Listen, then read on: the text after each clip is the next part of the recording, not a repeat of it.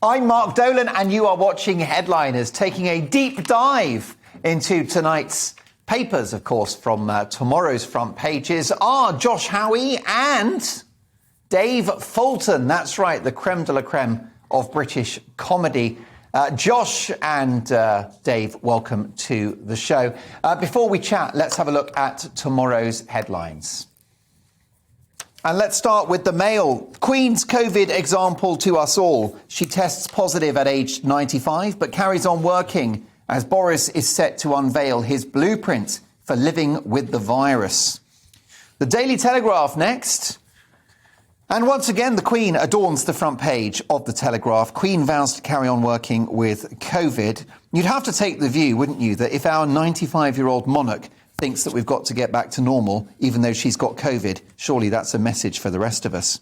Free tests to be kept for over 80s as plans are made to learn to live with the virus, which seems to be the abiding theme from tomorrow's front pages.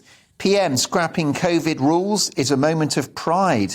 And gold for the UK on the last day of the Games. The women's curling team became Olympic champions in Beijing yesterday. It's been a great Olympics. I'd never even said the word curling before this year.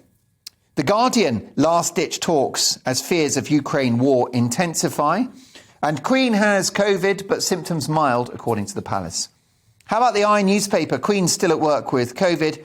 And Europe facing its biggest conflict since World War II. That's a direct quote from the Prime Minister Boris Johnson. Of course, he's a former Foreign Secretary, and he certainly knows his history.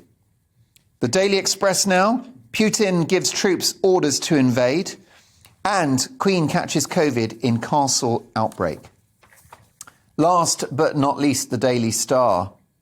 New weather warnings. Not now, Franklin, Gladys, Herman and Imani. 4 more storms to batter Britain.